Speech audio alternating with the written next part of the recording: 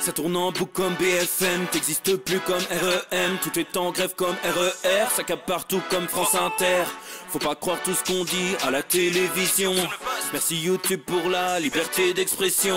C'est pas la vérité absolue, c'est de l'info et de l'actu. Si t'as un doute sur le contenu, check les sources ou le nombre de vues. C'est pas la vérité absolue, c'est de l'info et de l'actu. Si t'as un doute sur le contenu, check les sources ou le nombre de vues. Calme-toi Dimitri, la force tranquille, ça tape dans le mille. De midi à minuit, dégomme les mensonges comme des quilles. Depuis qu'il y a des séances publiques, je veux plus au cirque mais à l'hémicycle. Scandale politique et médiatique, pour rien rater il faut que tu cliques.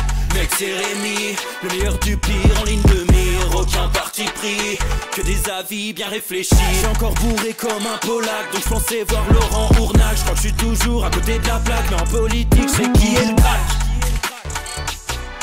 Ouais j'sais qui est le crack. Juste milieu. J'crois que j'sais qui est le crack. Ça lit des kilomètres de presse pour faire un résumé express. Ça charbonne comme un chinois avec la qualité d'un bavarois. On sera en retraite après notre mort, on sera bouffé par l'inflation. Dans le doute je vais voter Voldemort pour les prochaines élections. Passe de la country à la drill sans transition. C'est pas une bonne idée de me confier cette mission. Si t'aimes pas, dégoûte pas les autres. C'est pas moi qui le dis, moi je suis roi des pauvres. Pour réfléchir j'ai qu'un euro, mais au moins je tomberai pas dans la fraude. Je le prononce Mittel, comme Angela Merkel. Désolé, je fais ce que je peux, je trouve ma répartie chez Lidl. Des enquêtes exceptionnelles, pas de langue de bois et de l'humour. La revue c'est juste mensuel, les vidéos c'est juste tous les jours. Ouais c'est juste tous les jours. Juste milieu. Regarde ça tous les jours. Juste milieu. Désolé pour mon manque de répartie. Je sais même pas ce que je débite. C'est dur la géopolitique. Ou un peu comme ma... République. Ma République, non? C'est dur la République quand même, non? Ouais? Non? Ah non, c'est mou, non? Ouais, les mecs se font chier, on dirait un peu. Ouais, c'est un peu mou. Enfin, ça dépend dans quel pays. Ouais. Bah, j'y connais pas grand chose, moi. Et c'est quoi une démocratie déjà?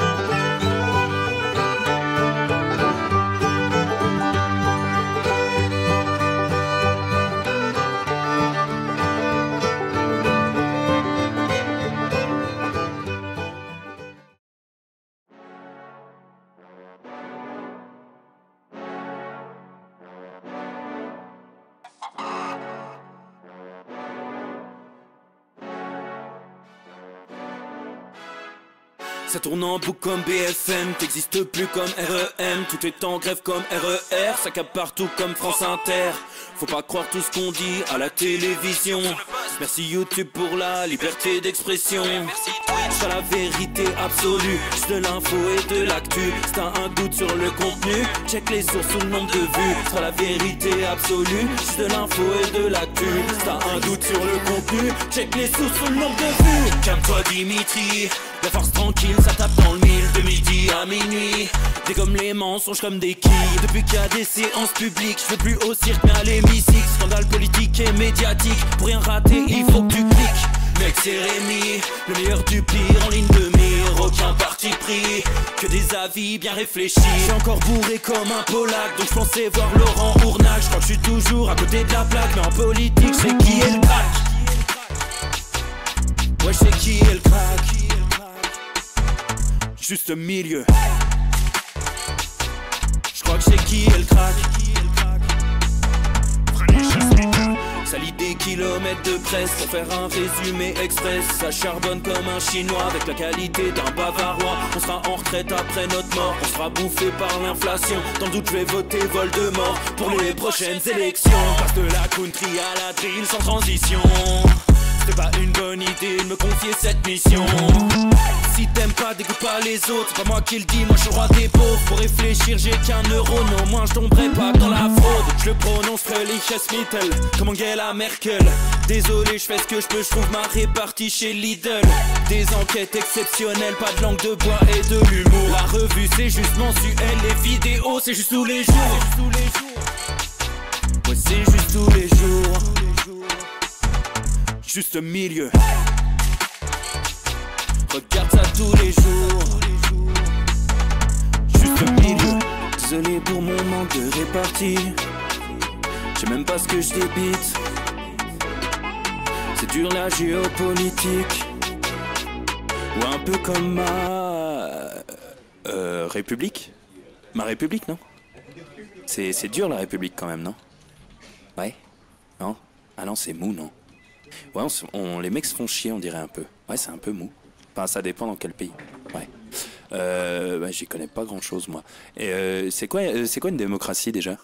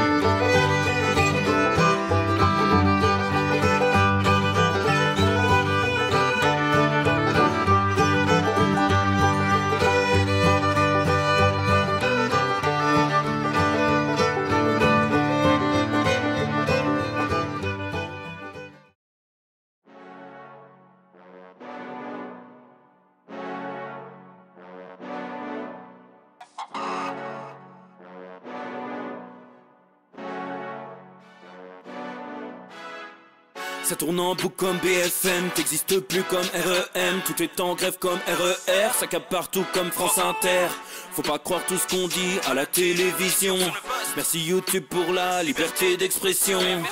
C'est la vérité absolue, c'est de l'info et de l'actu. Si t'as un doute sur le contenu, check les sources ou le nombre de vues. C'est la vérité absolue, c'est de l'info et de l'actu. Si t'as un doute sur le contenu, check les sources ou le nombre de vues. Calme-toi Dimitri, la force tranquille, ça tape dans le mille. De midi à minuit, dégomme les mensonges comme des quilles. Depuis qu'il y a des séances publiques, je veux plus au cirque mais à l'hémicycle. Scandale politique et médiatique, pour rien rater il faut que tu cliques. Mec c'est Rémi, le meilleur du pire en ligne de mire. Aucun parti pris, que des avis bien réfléchis. J'suis encore bourré comme un Polac, donc j'pensais voir Laurent Ournac. J'crois que j'suis toujours à côté de la plaque, mais en politique j'sais qui est le crack. Ouais j'sais qui est le crack. Juste milieu. J'crois que j'sais qui est le crack. Ça lit des kilomètres de presse pour faire un résumé express. Ça charbonne comme un chinois avec la qualité d'un bavarois. On sera en retraite après notre mort, on sera bouffé par l'inflation. Dans le doute je vais voter Voldemort pour les prochaines élections. Passe de la country à la drill sans transition. C'était pas une bonne idée de me confier cette mission. Si t'aimes pas, dégoûte pas les autres. C'est pas moi qui le dis, moi je suis le roi des pauvres. Pour réfléchir, j'ai qu'un euro, mais au moins je tomberai pas dans la fraude. Je le prononce Mittel, comme Angela Merkel. Désolé, je fais ce que je peux, je trouve ma répartie chez Lidl. Des enquêtes exceptionnelles, pas de langue de bois et de l'humour. La revue c'est juste mensuel, les vidéos c'est juste tous les jours. Ouais, c'est juste tous les jours. Juste milieu. Regarde ça tous les jours. Juste milieu. Désolé pour mon manque de répartie. Je sais même pas ce que je débite. C'est dur la géopolitique. Ou un peu comme ma République. Ma République, non? C'est dur la République quand même, non? Messieurs, dames, bien le bonjour les amis, ça y est, il est l'heure 16h46. J'espère que vous allez bien en ce joli 2 mai 2024. Les copains, il est l'heure de ce 319e Juste Bistrot, les amis. Voilà, on se retrouve avec joie et avec bonheur. En attendant, alerte générale. Voilà les amis, à 18h, rendez-vous sur la chaîne YouTube du Monde Moderne pour discuter avec les copains Alexis Poulain et Nicolas Vidal. Donc on est ensemble jusqu'à 17h50, après petite pause, je me recoiffe et on est reparti. Voilà, pour alerte générale les amis. En attendant, on a plein de choses à se dire. On a 1 heure ensemble et 1 heure, Dieu sait que c'est long dans certains domaines. Voilà les amis, beaucoup de plaisir à vous retrouver. Merci à Zabou1961 qui vient de sub 25e mois, c'est complètement dingue, complètement zinzin. Merci également à Rajofla qui vient de sub prime 14e mois. Voilà, merci les amis. Est-ce que vous êtes en forme? Voilà, dites-moi, est-ce que vous êtes plein badin les copains? Voilà, pour cette fin de semaine, avec en plus, j'ai la joie, j'ai le plaisir, hein, le PSG qui a perdu hier. Alors, bon, c'est vrai que en termes de pronostic... Voilà, en termes de pronostic, j'avais dit 2-2.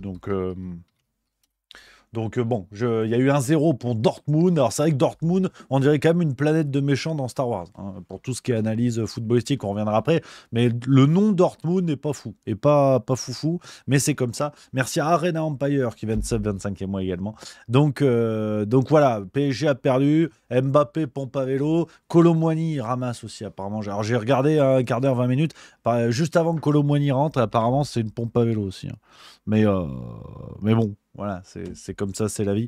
Les copains, ce qu'on pouvait se dire, gentiment, les frérots. Voilà les amis, sur le foot, on va pas faire 3 heures là-dessus, parce que c'est vrai que, on s'en cire, et je pense que le PSG va quand même gagner au match retour. C'est Dortmund, c'est moyennasse. Maintenant, bon, ils ont réussi à perdre 1-0.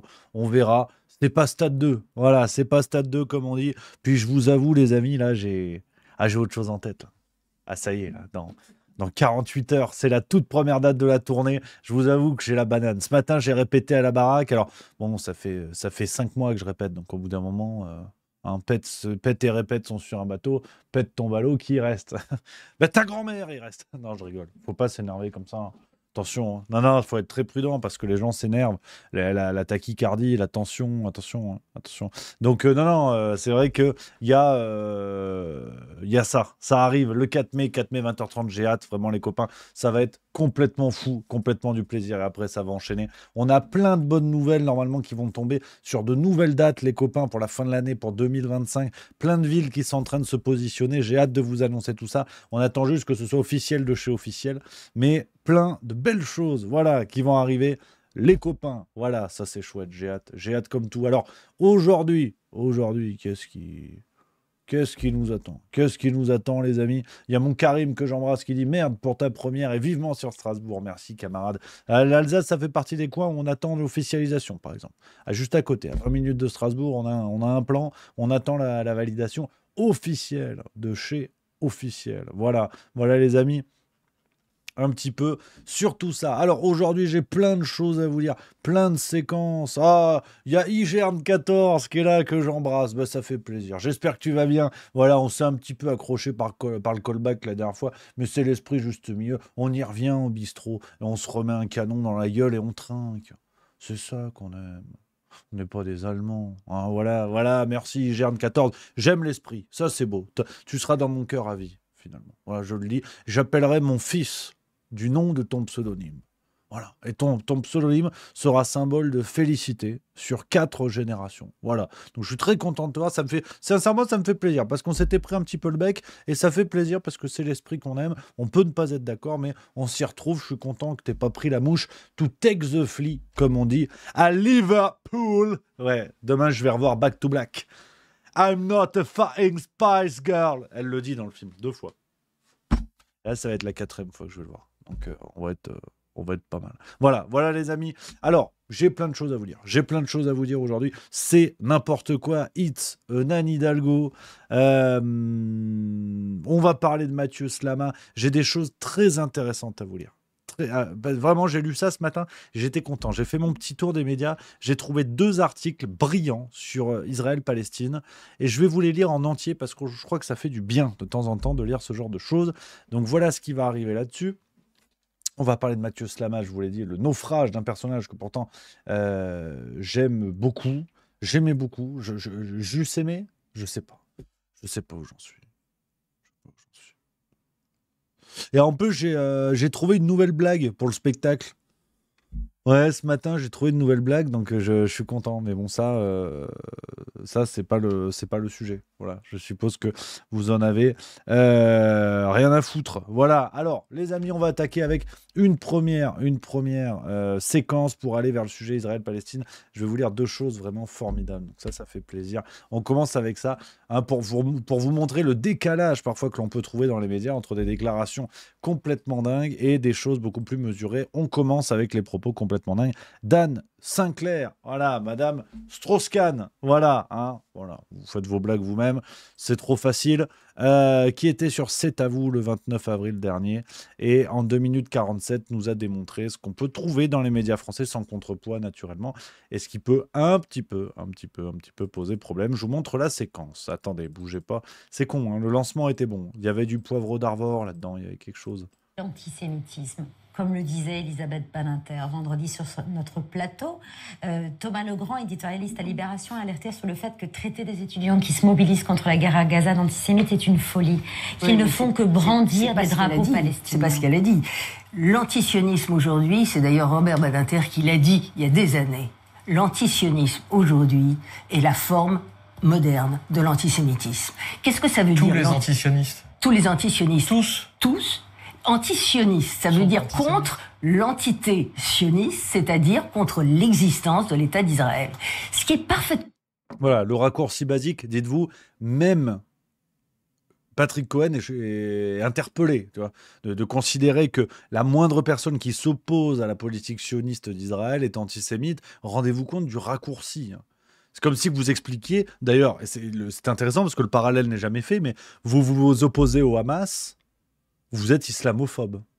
Personne ne dit ça, évidemment. Tu vois.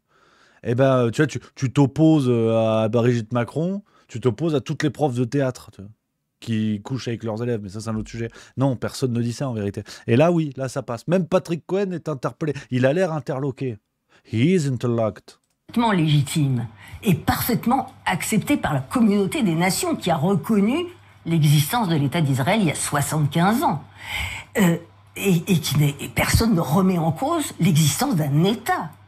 Ce qui est parfaitement légitime, c'est d'être opposé à un gouvernement, de dire que ce gouvernement, comme je le fais moi-même, comme je l'ai fait moi-même, mène une guerre dont on peut contester l'ampleur, qu'on peut contester les modalités, qu'il cherche sa survie à se perpétuer, qu'il cède à ses extrémistes au gouvernement, et que l'objectif qui était de libérer les otages, qui devait être le premier objectif. Et je porte un pins pour les otages. C'est le pins qui dit qu'il faut se souvenir des otages. On dirait un peu le pins du SIDAction, non? Enfin, après, je suis pas pinsologue, mais... Eh bien, les otages, il y en a 133 encore qui demeurent. Et ça devrait être la priorité absolue de la communauté internationale et du gouvernement israélien. On a le droit de critiquer ça, bien sûr, mais pas de remettre en cause l'existence d'un État. L'antisionisme, c'est quoi? Leur slogan, vous l'avez entendu, de la rivière à la mer, from the river to the sea. Ça veut dire que toute la bande de terre, qu'ils eux appellent Palestine aujourd'hui, fait fi de l'État d'Israël. Donc ça, c'est quoi? C'est la négation. Au moins un Columbia, il disait mort aux Juifs ou les Juifs dehors. Moi, j'ai vu à la Sorbonne, ces derniers jours, il y avait une banderole qui disait sionistes hors de nos facs, mais qui disent juifs hors de nos facs. Qu'est-ce que ça veut dire? Que l'hypocrisie, elle est absurde. Ouais, ça, je savais pas que le raccourci est curieux dans un sens comme dans l'autre, parce que je me dis, t'imagines, je fais de la vanne, mais franchement pas tant que ça, les copains. Mais le type, il est bouddhiste. Son truc, c'est Bouddha, vraiment Bouddha blanc, Bouddha noir.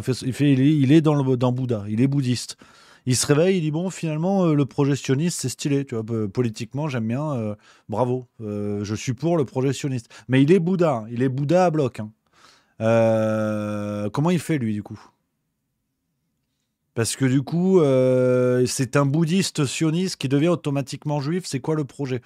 C'est hallucinant, mais vraiment hallucinant. Par en plus une journaliste de renom, à savoir Anne Sinclair, qui a également une maîtrise en cocutologie appliquée en milieu hôtelier américain. Je trouve ça mais hallucinant de bêtises, mais vraiment de bêtises, et cette volonté de truquer les débats, de tromper comme ça les esprits, c'est extraordinaire. Mais si je vous dis ça, les copains, si je vous dis ça, c'est aussi que j'ai lu des choses passionnantes que je voulais vous proposer aujourd'hui pour contrebalancer avec les conneries que l'on vient d'entendre. Et je trouve ça chouette. Regardez, bougez pas. C'était dans Le Temps d'aujourd'hui, donc l'équivalent du Monde en Suisse. Un papier de Stéphane Bussard. Alors, je n'ai aucune foutue idée de qui c'est. C'est un journaliste assurément, mais je sais pas s'il est suisse, s'il est français. J'en sais pas plus. Je vous lis vraiment ce que j'ai lu ce matin. Et je vais tout vous lire, les amis, parce que c'est bien de temps en temps prendre un petit peu le temps, justement, de voir tout ça. Et quand on a des choses chouettes dans la presse, il faut les lire. Voilà, il faut les saluer. Tout keep down the hat, tirer le chapeau. Alors, l'article s'appelle « Une rébellion contre des évidences qui n'en sont plus ». Le chapeau, les violences qui ont éclaté la nuit dernière sur le campus de l'université UCLA de Los Angeles révèlent une révolte contre la politique de défense inconditionnelle de l'État hébreu malgré le carnage de Gaza. Je vous lis tout, attention, Père Castor. Dire que les violences qui ont éclaté sur le campus de l'université UCLA à Los Angeles sont apparemment le résultat d'une confrontation entre manifestants pro-palestiniens d'un côté et pro-israéliens de l'autre est une explication trop simpliste. La réalité de ce qui se passe sur les campus américains est plus complexe. Le mouvement comprend des éléments extrémistes de part et d'autre. Il est pourtant surtout conduit par des étudiants juifs et non juifs, palestiniens et non palestiniens qui s'indignent. Les protestataires s'identifient légitimement soit à une cause, soit à l'autre, et on a l'impression qu'ils se mobilisent tous pour dénoncer les massacres commis par le Hamas en Israël le 7 octobre 2023, mais aussi la catastrophe humanitaire et les nombreux civils décimés à Gaza par l'armée israélienne. Si la jeunesse de 1968, dont Hillary Clinton ne tolérait pas la guerre états-unienne au Vietnam, celle d'aujourd'hui s'insurge contre une première puissance mondiale incapable de discernement dans le soutien à l'État d'Israël. Continuer de soutenir l'existence de ce dernier ne signifie pas laisser l'État hébreu massacrer plus de 35 000 personnes dans la bande de Gaza, dont une grande proportion de civils. Critiquer Israël a longtemps été tabou. Les manifestants des campus s'érigent en fait contre des automatismes qui ont longtemps prévalu outre-Atlantique, Israël ayant pris une importance démesurée sur la scène politique américaine depuis des décennies, au détriment d'une cause palestinienne inexistante. Pour avoir une chance d'être élu au Congrès à Washington, il a longtemps été suicidaire de critiquer l'État hébreu. Peu avant les primaires de 2020, l'actuelle vice-présidente Kamala Harris, alors candidate à la Maison-Blanche, en fut la parfaite illustration. Elle avait tenu un discours pro-Israël très convenu devant l'EPAC, le puissant lobby pro-israélien à Washington. L'incapacité du président Joe Biden à durcir le ton et à utiliser les leviers du principal bailleur de fonds d'Israël, comme George Bush père et dans une moindre mesure Barack Obama, a été perçue par nombre de jeunes Américains comme une complicité inacceptable des États-Unis. Ils ne comprennent pas que leur pays puisse laisser se dérouler la tragédie de Gaza. Ils ne saisissent pas non plus que Joe Biden puisse acquiescer d'une certaine manière à la politique d'extrême droite du gouvernement de Benjamin Netanyahou.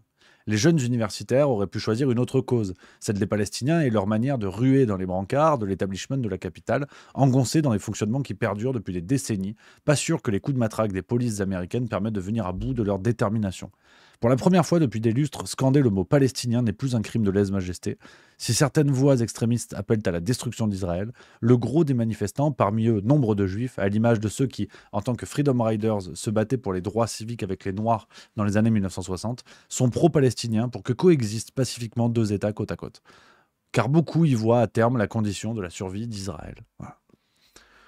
C'est pas plus compliqué que ça. C'est pas plus compliqué que ça. Un article frappé du bon sens, cohérent, carré, qui explique dans un sens de la nuance qui n'est pas non plus révolutionnaire. Il faut pas des milliards de neurones pour saisir ça. Et voilà. Et ça fait du bien. Et ça fait du bien d'entendre ce genre de choses. Ce qui n'empêche pas après les convictions des uns et des autres. Vous connaissez la ligne, on en parle depuis plusieurs jours. Donc voilà ce qu'on peut lire dans Le Temps, donc l'équivalent du Monde en Suisse. Et là, on a envie de se dire, en tant que grognon, on a envie de se dire, c'est pas dans les journaux français qu'on lirait ça. Eh ben, détrompez-vous.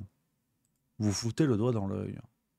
You are putting your finger in your eye. Voilà. Autre article, les amis. Alors, ça fait très plaisir, je lis ce message qui me fait chaud au cœur. C'est Super Dupont. Déjà, il y a Dupont. Donc là, ça commence très bien. Qui dit merci à toi, Rémi, de ne jamais capituler devant les syllogismes médiatiques permanents et de ne pas hésiter à les révéler. Ça fait du bien de t'écouter. Merci beaucoup, mon camarade. Merci beaucoup. Et Grégofide qui dit Rémi, tu as un bisou de la petite Ambre à qui tu avais souhaité bon courage à la maman à la 100e de Juste Milieu. Hâte de te la présenter quand tu tourneras sur Avignon. Oh, ça, c'est magnifique. Oh, quelle journée. Oh, il y a de l'amour aujourd'hui. Bisous à toi, mon camarade, mon Grégofide. Oh, c'est extraordinaire. C'est que 100e Juste Bistrot, c'était le premier Juste Bébé. La compagne de monsieur était en train d'accoucher. C'est extraordinaire. J'ai du bonheur. Vraiment, tu vois, j'ai envie d'écrire des chansons. Simon Papa Tara. Ah non, c'est déjà fait, ça.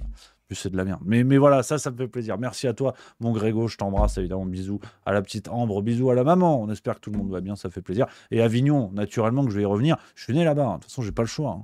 Tous les chemins... Alors, mène pas forcément à Avignon, mais si tu te plantes pas et que tu as un GPS, tu bricoles. Donc voilà, ça me fait plaisir. J'ai la banane, j'ai encore plus la banane. J'ai un régime de banane, tu vois. Régime, c'est ça le mot qui pose problème. Voilà, merci à mon Super Dupont également, qui vient de sub 3e mois. Ça fait plaisir. Merci beaucoup, les copains. Alors, on continue parce que je vous disais, c'est pas dans la presse française qu'on va lire ça. Et ben, détrompez-vous. On a eu un article aussi dans le Figaro d'aujourd'hui,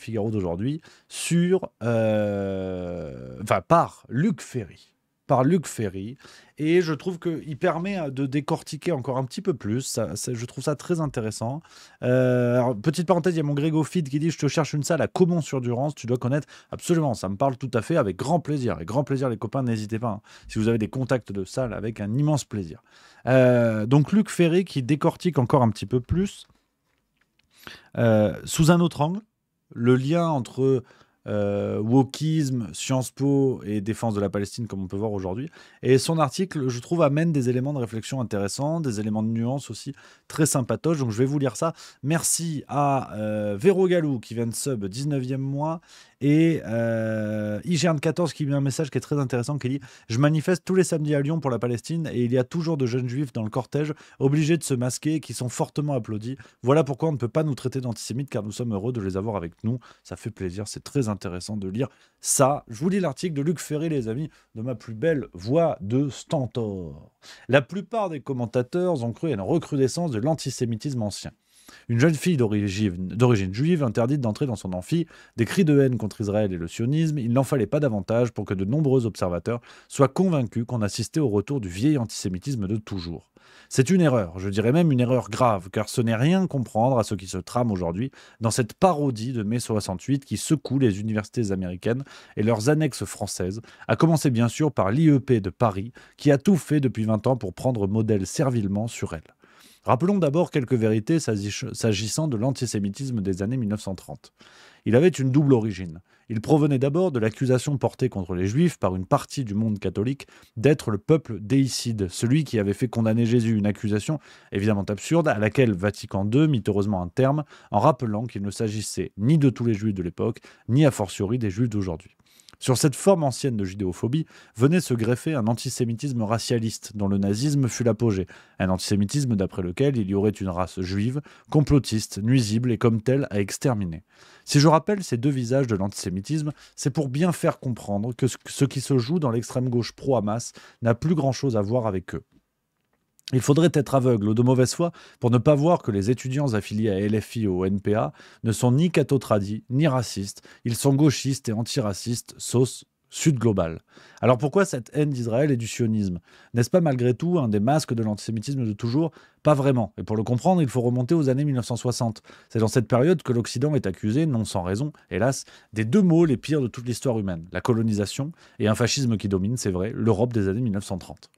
Deux philosophes allemands, Adorno et Horkheimer, les pères fondateurs de l'école de Francfort, publient au lendemain de la guerre un livre intitulé Dialektik der Aufklärung, la dialectique des Lumières, qui résume comme par avance l'atmosphère des révoltes étudiantes des années 1960, avec le fascisme qui s'installe à l'intérieur de l'Europe, en Espagne avec Franco, au Portugal avec Salazar, en Italie avec Mussolini, avec Pétain en France, avec Hitler en Allemagne, mais aussi avec la colonisation qui domine la politique européenne à l'extérieur. L'Europe aurait trahi ses valeurs. L'idéal de liberté, de progrès et de bonheur qui animait les Lumières s'est dialectiquement renversé, en son contraire le fascisme et le racisme colonial. C'est à partir de ce type d'analyse que je cite, car il est représentatif de l'idéologie qui va commencer à dominer l'extrême gauche à partir des années 1950, que la culpabilité et la haine de soi, ces ferments de la repentance, vont alimenter le surmoi d'une partie de la jeunesse européenne. De là, cette haine gauchiste, non seulement du capitalisme, mais de la démocratie libérale avec son fameux élection piège à con de 68. De là aussi, un peu plus tard, mais dans le même esprit, l'apparition du mouvement politiquement correct aux États-Unis avec son souci fanatique de discrimination positive. De là enfin sa transformation en wokisme et finalement cet islamo-gauchisme qui, de manière délirante, va tenir le Hamas, une organisation totalitaire et terroriste, pour un mouvement de résistance, une façon de voir d'autant plus tragicomique que l'idéal d'extrême gauche féministe, différentialiste et anti-homophobe qui anime les militants pro-Hamas les enverrait en prison ou à la potence si le Hamas prenait le pouvoir. Donc je viens d'essayer de le montrer en évoquant leur généalogie, le wokisme et l'islamo-gauchisme qui animent la haine d'Israël ne tombent pas du ciel. Ils viennent de loin d'un héritage de mai 68 qui les conduit à voir dans Israël le dernier avatar de cet Occident blanc, patriarcal, capitaliste, colonisateur et américanisé que le Sud global dont Poutine aspire à devenir le leader est comme eux. Croire que c'est une résurgence de l'antisémitisme de toujours est donc une bévue regrettable, car on a, hélas, affaire non à un avatar des années 30, mais bel et bien un nouveau visage de la judéophobie. Donc, je trouve que ce que dit Luc Ferry ici, c'est intéressant parce que c'est pas toujours comme ça avec Luc Ferry, mais comme quoi tout arrive. Je trouve que c'est très important parce que ça apporte un autre niveau de nuance assez brillant, à savoir que finalement, dans ce qu'on retrouve aujourd'hui dans les manifestations dans les grandes universités américaines et françaises, donc notamment Sciences Po évidemment, est plus l'expression du wokisme ambiant que de l'antisémitisme ambiant. Et donc, enfin, on peut interpréter un pan de ces manifestations, un pan de tout ce qui se passe, sous l'angle Israël est le visage de ce monde combattu par les woke, mais pas Israël et le monde juif combattu par les woke. Ça n'est pas du tout ça. Israël est combattu en tant que pays capitaliste, colonisateur, blanc. C'est cet angle-là en fait, et je trouve que la grille de lecture est très intéressante. Alors évidemment on est à un autre niveau de réflexion que ce qu'on a écouté tout à l'heure avec Anne Sinclair, hein, naturellement, mais je trouve ça très brillant en fait de le voir aussi comme ça, de décaler le point de vue. Alors on le redit, et je vois Anarchy08 qui le dit dans le chat, hein, on parle de Luc Ferry qui avait appelé à tirer à vue au moment des Gilets jaunes. Je l'ai dit, hein, c'est pas le perdreau de l'année, mais vous connaissez ma posture sur le juste milieu. À partir du moment où quelqu'un dit une connerie, pour moi, ça n'invalide pas tout le bonhomme. Ça n'invalide pas tout ce qu'il a pu dire avant et ce qu'il dira après. C'est-à-dire qu'il faut reconnaître la connerie pour ce qu'elle est. Après, à partir du moment où sur 10 propos, il y en a 8 qui sont des conneries, là, je me dis, bah écoutez, on va arrêter d'écouter Anne Hidalgo. Voilà, pour ne citer qu'elle.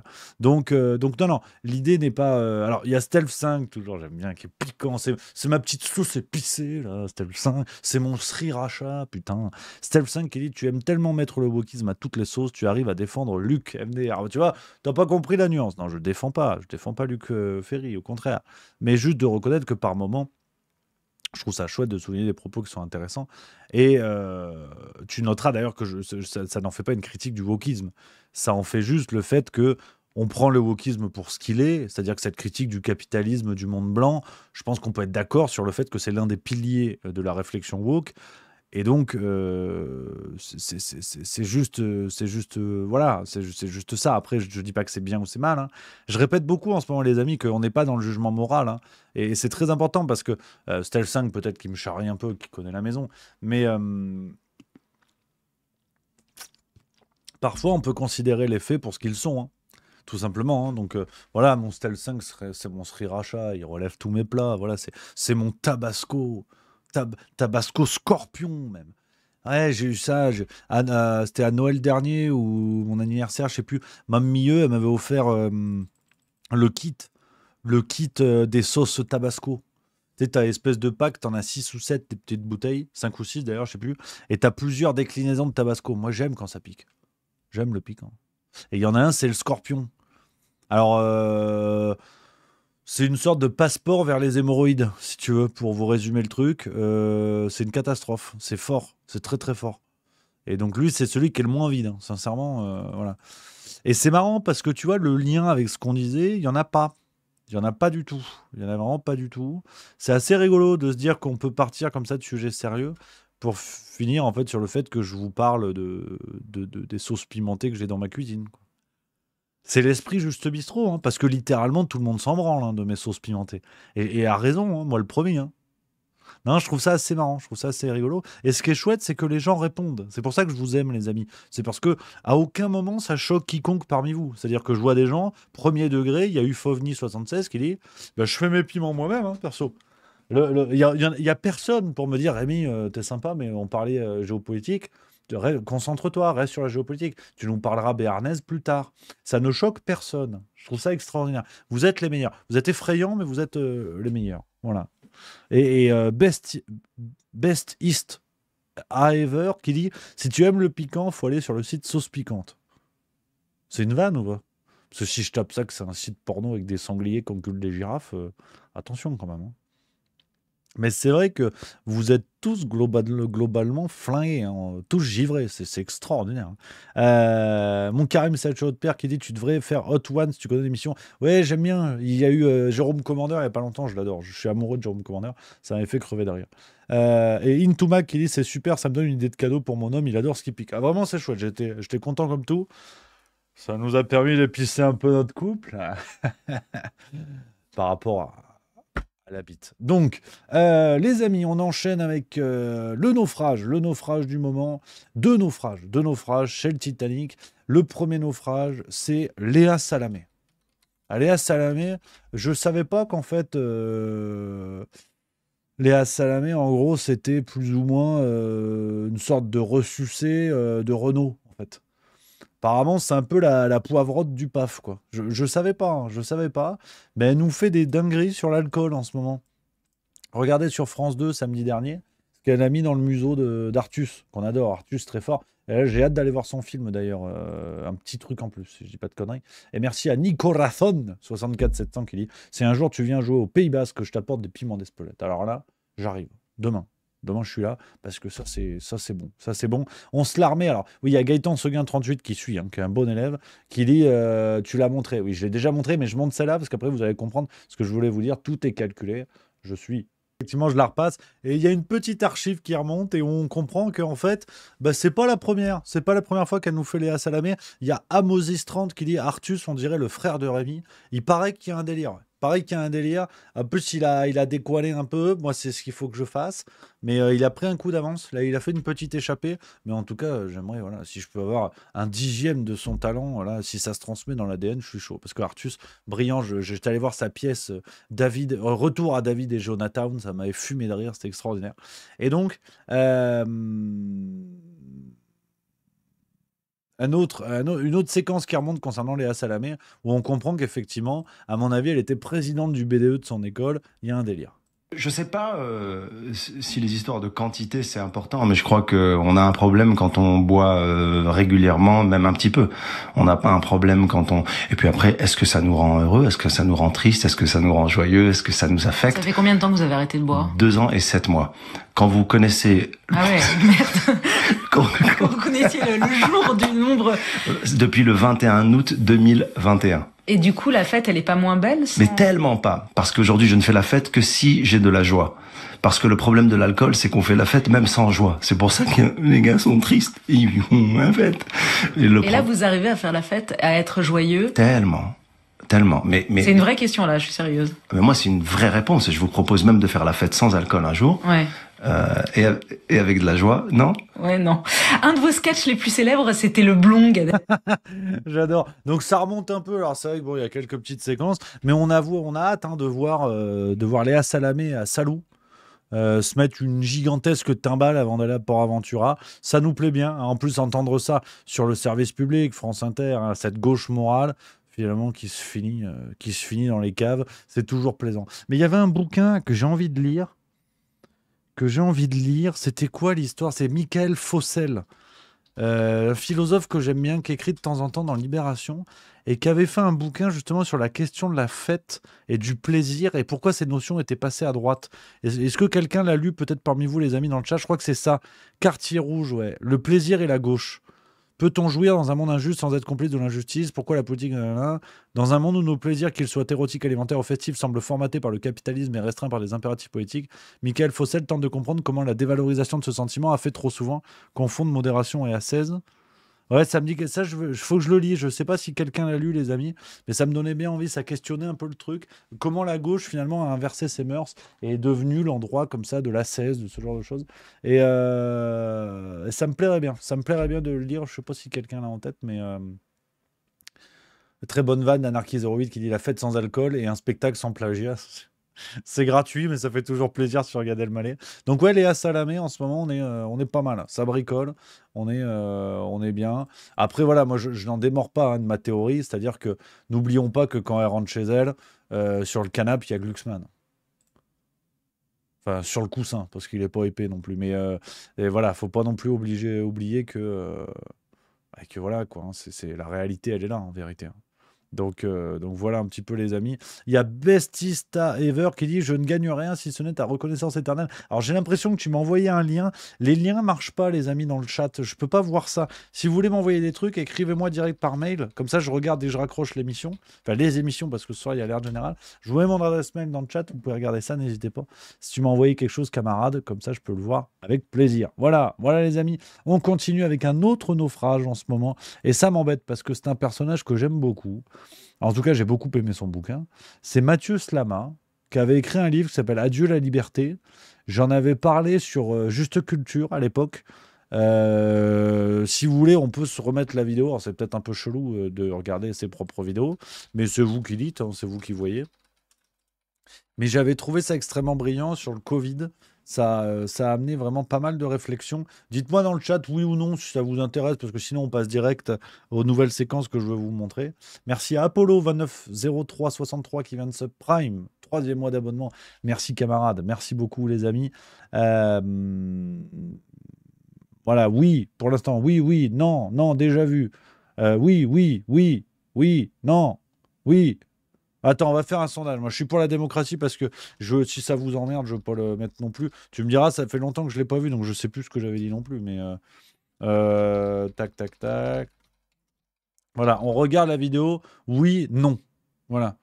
Dépêchez-vous, je mets 2 minutes. Dépêchez-vous de voter, comme ça c'est réglé. Le sondage est en haut du chat, les amis. Vous avez un truc, sondage en cours, tu cliques, tu votes, terminé, ça dégage. Et comme ça, la démocratie parle. J'ai mis 2 minutes. Dépêchez-vous.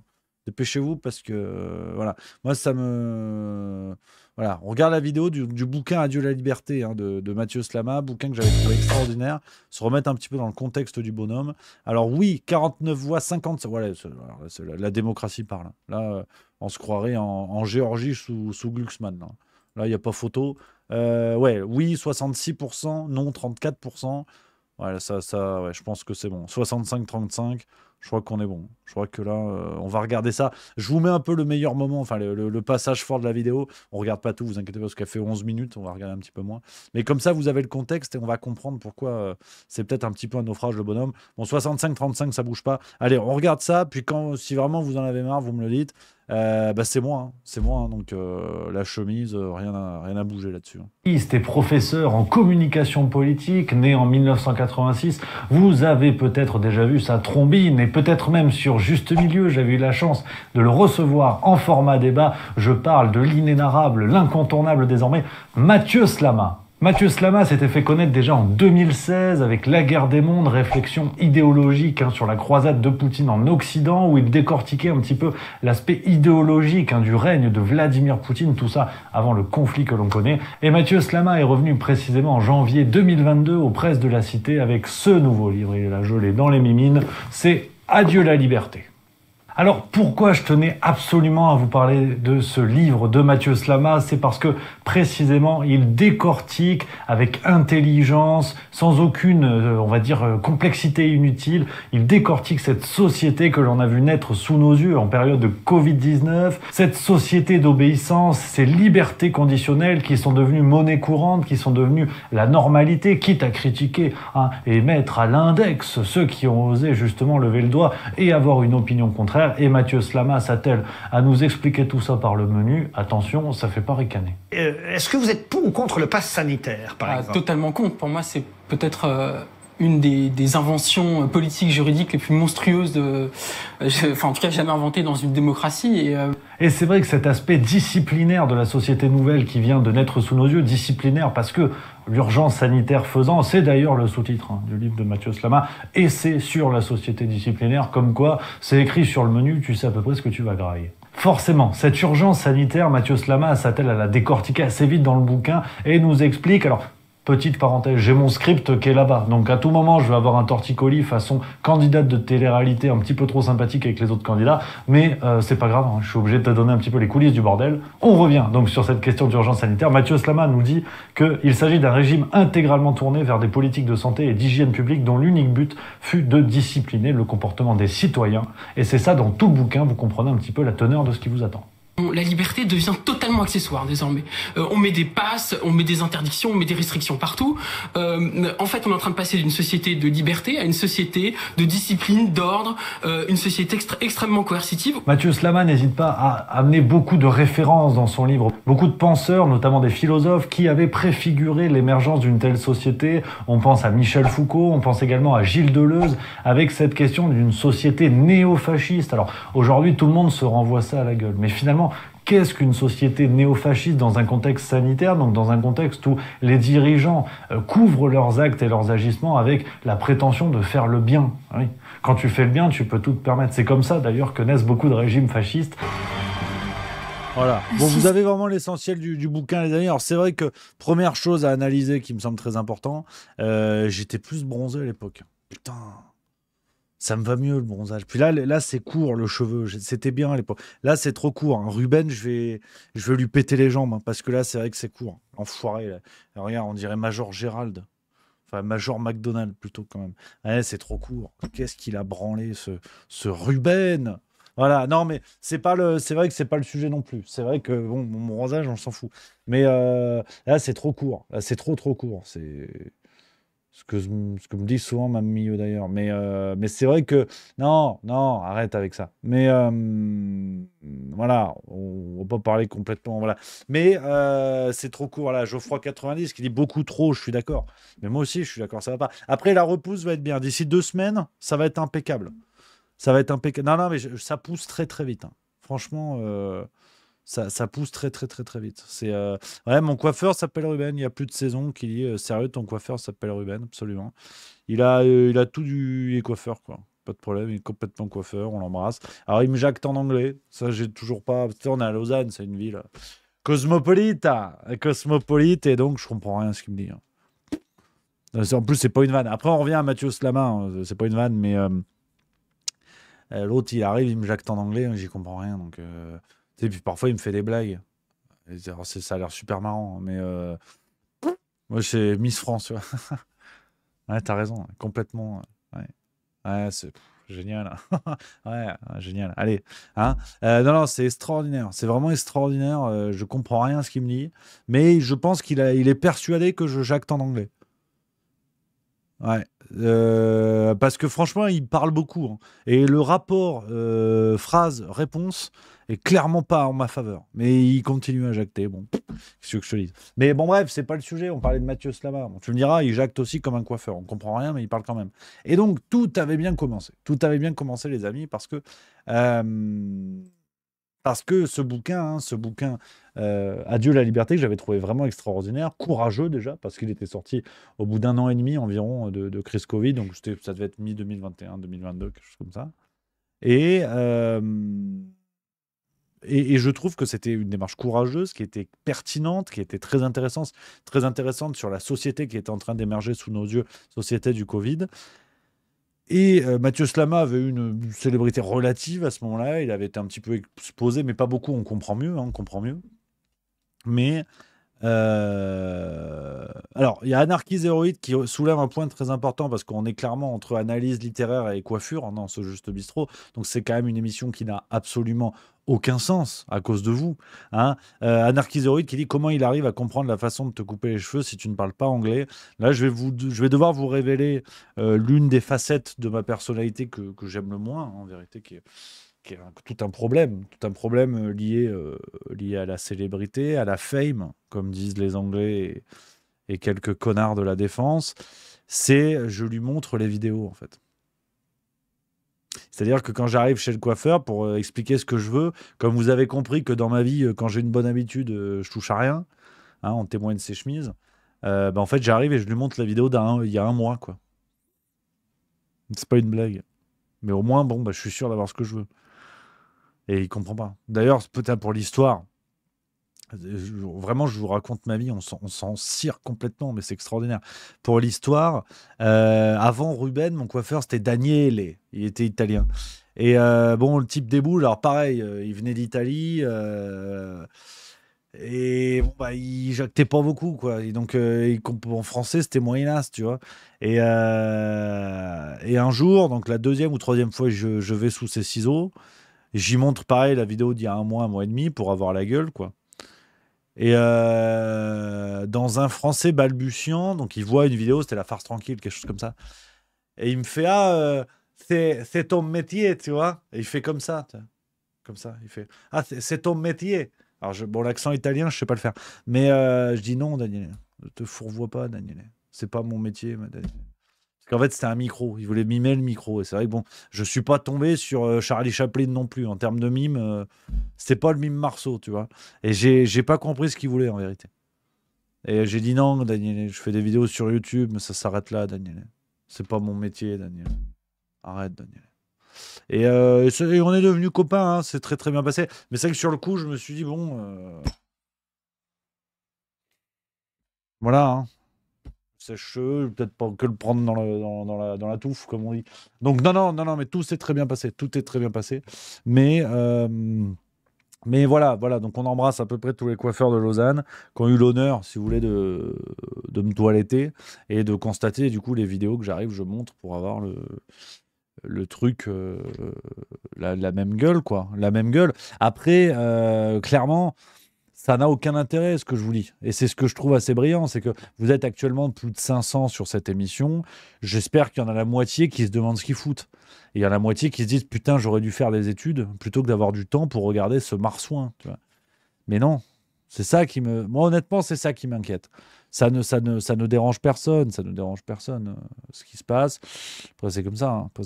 C'est la vie. Donc, on revient à Mathieu Slama, parce que c'est quand même le fucking sujet. Le sujet de l'émission. Donc, Mathieu Slama, je vous l'ai dit, son bouquin qui avait été très intéressant, tout ça. Bref, lucidité du regard du mec, qui analysait le bordel. Mais alors, depuis un certain temps, il nous fait des sorties dans les médias. Je vais vous montrer 2 séquences. Je ne sais pas comment les analyser, vous allez me dire. Emmanuel Macron ne voit pas. Merde, attendez, je vous mets le son. Que ce qu'est la culture et l'identité, mot que je déteste, hein, mais de l'Europe, à mon sens, l'identité de l'Europe, c'est de ne pas avoir d'identité. Pour moi, l'identité, la culture de l'Europe, c'est ne pas avoir de culture. Pour moi, l'Europe, c'est l'ouverture, c'est l'humanisme, c'est les droits de l'homme. Le cosmopolitisme. Et dans l'idéal européen au départ, c'était ça. Il y avait cet idéal. Derrière tout ce qu'on peut dire sur le libéralisme économique, etc., il y avait, je crois, c'est pour ça que je reste, moi, très européiste, voilà, il y avait cet idéal. Alors, c'est un idéal, c'est peut-être un fantasme, hein, et peut-être beaucoup de naïveté aussi. On va encore m'accuser d'être la gauche morale naïve, etc. Moi, j'assume, je suis de la gauche morale et naïve, ça me va très bien. L'Europe est ce lieu sans identité, sans culture, qui accueille et qui fonde son projet politique sur les droits de l'homme. Moi, c'est ça c'est ma conception de l'Europe. Mais qu'est-ce qu'on voit? On voit que toute l'Europe est prise d'une fièvre identitaire. On voit que le modèle Orban est en train de s'installer partout. Il y a 50%, je crois, des pays européens qui sont soit à l'extrême droite, soit gouvernés par des pays de droite alliés à l'extrême droite, en tout cas donc par des gouvernements extrêmement réactionnaires. La France est en train de basculer, ça fait guère de doute. L'Italie elle basculé. Bref, donc toute l'Europe est prise d'une fièvre qui contredit l'idéal qui est un idéal qui paraît aujourd'hui très lointain. Voilà, donc ce genre de position assez caricaturale, en fait, ça devient une sorte de synthèse de positions caricaturales que l'on peut retrouver à gauche ou supposément à gauche. Et c'est assez sidérant. Il y a plusieurs petites séquences comme ça. Je vais vous en montrer une autre. Je lis juste le message qui est très rigolo de Kamel l'Ancien, que j'embrasse, qui dit « Ça fait quand même délirer d'être sur le Twitch et de se rendre compte que je croise des collègues de boulot juste milieu, rendre le monde petit. » Tu sais, ça me donne vraiment l'image d'un open space à la con. Tu sais, c'est la mode maintenant. Tu vois 14 gars qui sont comme ça. En fait, t'en as 14 qui tapent dans le vide et qui regardent Juste Bistrot. C'est ça, notre projet. Outre la productivité des entreprises à 0. Hein. Tout le monde, le jeu d'acteur. Oui, Patrick, le dossier, absolument, Patrick, complètement. Tu le poses sur la pile, Patrick, voilà, complètement. Voilà. Hein. Et là, hop, il met des trucs sur le chat. Ouais, saucisson, magret de canard. C'est extraordinaire. Je trouve ça passionnant, ce fait que ensemble, on va niquer la France. Voilà, hein. On va niquer les entreprises de France. La productivité, c'est pour les capitalistes. Voilà, et dans le Juste Bistrot, on est de gauche parce qu'il y a des colères qui sont saines. Ici, on est contre le capitalisme. Et je disais ça encore hier au téléphone avec mon Samsung, voilà, sur Twitch. C'est notre manière de combattre le capitalisme. Luttons contre la pédocriminalité, votons Cohn-Bendit. Les décalages. Alors, une autre séquence, hein, donc Mathieu Slama qui nous expliquait l'identité de l'Europe, c'est d'être sans identité, hein, voilà le genre de choses qu'on peut avoir. Et sur une autre séquence, il nous explique qu'en fait, il n'y a aucun mérite à être français. Quel mérite a-t-on d'être français? Quel mérite un Français a-t-il d'être né en France de parents français? Quel mérite a-t-on? Aucun. On n'a aucun mérite. C'est par le pur hasard, la pure chance, ou que sais-je encore, de naître en France, d'être français, de vivre dans un pays qui est peut-être moins difficile que d'autres. On n'a aucun mérite à ça. Et je dirais même que un étranger qui vient en France pour essayer d'avoir une vie meilleure, qui se bat pour essayer de construire une vie pour lui-même qui soit digne, a plus de mérite en tout cas que moi. Moi, je trouve qu'il a plus de mérite que moi d'être français. Et en aucun cas, je considère que moi, être français par pur hasard me donne plus de droits qu'un étranger qui vit en France. Et voilà, on en est là-dessus en fait. On est là-dessus. Et sinon, parce que il y avait un autre écho. Attendez, où est-ce que j'ai lu ça? Parce que ça m'embête parce que j'ai pas retrouvé la séquence. Il avait réagi au fait que sur la déclaration de Gabriel Attal, je ne veux pas d'un pays où les livres, où les livres sont remplacés par les influenceurs, vous vous en rappelez? Et il y a une séquence où Mathieu Slama réagit et dit une dinguerie encore. Voilà, c'est celle-là. Je crois que je l'ai retrouvée sur Instagram. Je crois que c'est ça, les amis. Mon discours, c'est la dimension très réactionnaire, très conservatrice de ce discours, et avec un côté, finalement, c'était mieux avant. Et je crois qu'il y a derrière une forme d'abord de mépris de classe. Ceux qui disent sont forcément plus intelligents, plus cultivés, plus ouverts, et ceux qui ne lisent pas sont forcément moins intelligents, etc., etc. Est-ce que c'est faux? Oui, mais moi, oui, je crois que c'est complètement faux. On peut ne pas lire et être tout à fait pertinent dans sa vision du monde. On peut être très intéressant et ne pas lire. Moi, je connais des gens qui ne lisent pas, qui sont tout à fait intéressants, et des gens qui lisent, ou qui prétendent lire d'ailleurs, ça dit en passant, mais bon, des gens qui lisent et qui n'ont pas des choses très intéressantes à dire sur le monde. Voilà, donc voilà le niveau, quoi. Voilà le niveau. Alors rien que sur cette séquence, alors attendez, j'ai un appel, c'est sûrement une fraude, je vais répondre avec vous parce que je trouve ça intéressant. Allô? Allô? Bonjour. Oui, bonjour. C'est une annonce importante pour tous les foyers souhaitant réduire leur facture d'énergie. Ah, c'est les factures. Un nouveau dispositif vous Ouais. permet d'économiser jusqu'à 70%. 70%, c'est beaucoup, hein. En installant des panneaux solaires. Absolument. Devenez enfin autonome sur votre électricité. C'est pas vrai. Pour bénéficier de cette offre spécifique à votre région, merci d'indiquer les 2 premiers chiffres de votre département. On a envie de leur parler quand même, hein. On a envie d'en savoir plus. Si vous êtes bien propriétaire d'une Ouais, je maison suis propriétaire, madame. tapez 1, sinon tapez 2. Je suis propriétaire. J'ai mis que j'habitais dans le Gard. Vérification en cours. J'ai envie de leur parler, moi. Vous êtes bien éligible. Je suis éligible. Par mesure de confidentialité, Putain. et compte tenu d'une forte demande dans votre région, le montant de vos aides vous sera communiqué par téléphone. Allez, je veux parler à un humain, madame. Pour être recontacté en matinée, tapez 1. Ah non, non, en Pour être matinée, je me masturbe, tapez madame. 2. Pour être recontacté en soirée. Mais je vais être contacté maintenant, madame. 3, bon, je mets 3, comme ça peut peut-être taper Un conseiller régional vous contactera sous 48 heures. sous 48 heures. Donc on croise les doigts, c'est demain. Allez, hein, merci. Voilà, c'est le robot qui m'a parlé, mais je suis éligible, ils ont dit, hein. Ça fait plaisir. J'ai hâte qu'on les ait en direct dans le Juste Bistrot.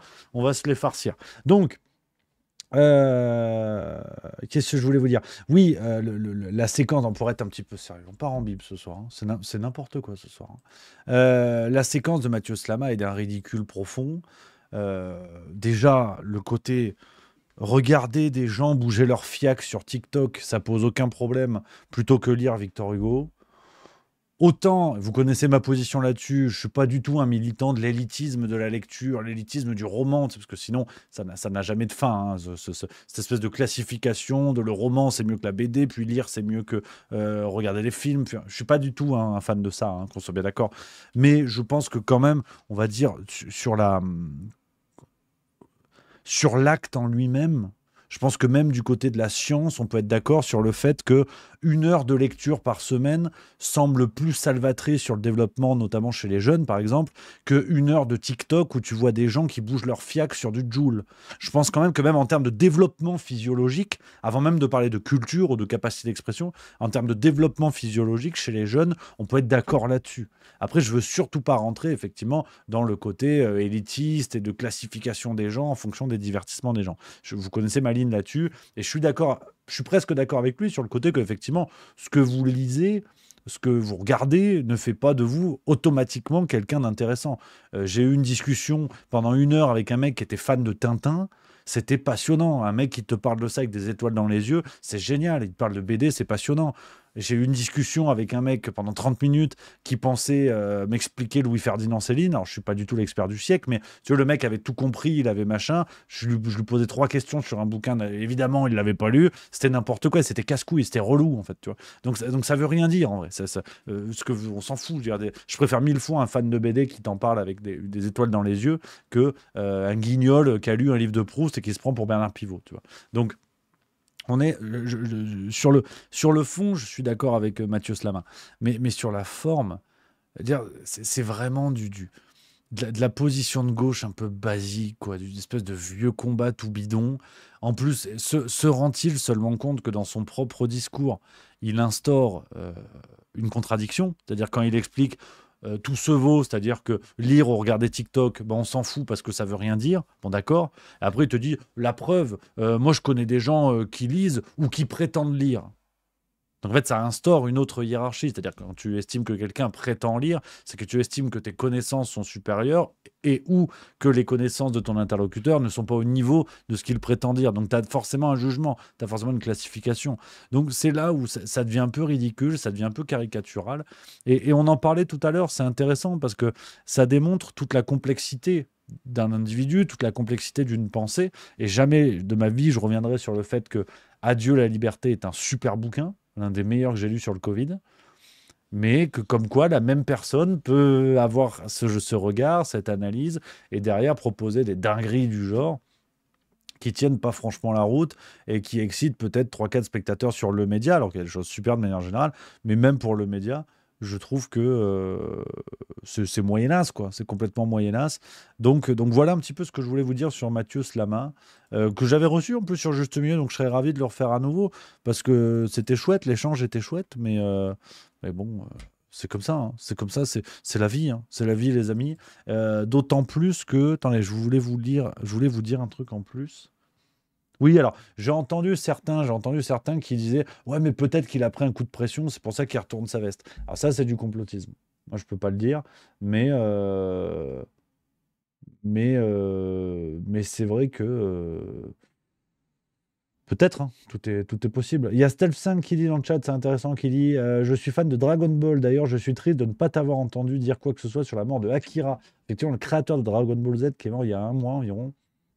Alors, pour être tout à fait honnête avec vous, les amis, manga, animé, BD, je suis une pompe à vélo. Alors que les univers ont l'air passionnants, foisonnants. Edouard aime beaucoup, il m'en parle souvent. Je trouve ça génial. Je suis une pompe, mais vraiment une pompe à vélo. Je n'y connais rien, mais vraiment rien. Donc, je suis un idiot parce que ça a l'air vraiment chouette. Il y a des trucs qui ont l'air vraiment super. Par moments, Edouard me parle de trucs et tout, c'est vraiment chouettos. Mais putain, c'est une tannée. Donc, faut vraiment que je m'y mette. Parce que je suis pas bon, quoi. Je suis pas bon. Il y a Ousmane, alors que je salue, ça fait plaisir, qui dit Rémi, trop sympa de t'avoir croisé hier soir à Lausanne. Je voulais pas te tenir la patte pendant les plombes dans les moments de détente, mais le cœur y était. Bravo pour ton boulot et pour ton goût pour les mêmes breuvages que moi. Effectivement, on était autour d'une petite Guinness, mais avec plaisir, camarade. On s'en jettera une avec plaisir. Moi, toujours, voilà, n'hésite pas. Je remets l'adresse mail, tu m'écris, et puis voilà, moi j'aime bien. Quand on est dans le secteur, c'est ça, hein. Moi, j'adore passer du temps, il n'y a pas de problème. On s'en jette une petite avec grand plaisir. Voilà, ça fait plaisir. Kamel l'Ancien qui dit sur Thinkerview, j'ai vu un prof d'université qui racontait devoir dispenser ses cours façon TikTok pour que les élèves intègrent les cours. Non, sans déconner. Ah, je savais pas ça. Putain. Oh la tannée. Ah ouais, non, c'est pas fou. Salut à Jojo l'asticoteur. Enfin, ou Jojo l'astico. Non. Jojo l'astico sauteur. Jojo l'asticoteur. Peut-être avoir une place au gouvernement. Qui dit bonsoir à la team, première fois sur Twitch. Salut camarade. Merci à toi. Merci les amis. Écoutez les copains. Alors mon Jojo l'astico sauteur, t'as pas de bol parce que je vais raccrocher les wagons. Mais on va se retrouver tout de suite. Voilà, c'est ça le truc. Parce que vous le savez les copains, on va se retrouver dans Alerte Générale chez l'ami Alexis Poulain, les amis. Je vais vous mettre le lien, bougez pas, sur le monde moderne. Qu'est-ce que j'ai dit? Oui, Alexis Poulain, c'est ça. Alexis Poulain, Nicolas Vidal. Surtout pas se tromper. Les copains, ça fait plaisir. Voilà, on va se retrouver en direct avec les deux autres affreux Jojo. J'ai nommé Nicolas Vidal et Alexis Poulain. Attendez, il est où le lien? Attendez, il est où là envoyé? Je vais vous retrouver ça, bougez pas. Il n'y a pas de lien encore. Ce sera en direct sur le YouTube du Monde Moderne. Je vous mets le lien de la chaîne. Puis après, débrouillez les copains. Attendez, bougez pas, comment on fait? Ah, je suis pas bon, putain. Voilà, c'est bon. Tac. Je vous mets le lien de la chaîne. Les amis, voilà les copains. On se retrouve à 18h, dans un quart d'heure environ, les amis. Je fais une petite pause, je vais remplir ma gourde et tout. Voilà les amis, ça fait plaisir. Donc les copains, je vous donne rendez-vous dans un quart d'heure sur le monde moderne d'Alexis Poulain pour Alerte Générale. Nouvel épisode. Merci les amis d'avoir été là. Rendez-vous demain, on change pas une équipe qui gagne. Demain, c'est le Juste Bistrot. Je pense que ce sera 16h30 parce que je vais voir Back to Black au cinéma à 17h50. Donc ce sera 16h30 demain. Et demain, les amis, nouvelle vidéo, nouvelle bande-annonce du spectacle qui arrive avec des extraits en plus. C'est demain à 18h sur YouTube. Donc voilà, une belle soirée qui nous attend. Voilà les amis, je vous embrasse. À tout de suite sur Le Monde Moderne pour Alerte Générale avec les copains. Sinon, passez une excellente soirée. Je vous embrasse. Prenez soin de vous. Vive la rigolade et vive la France. À demain.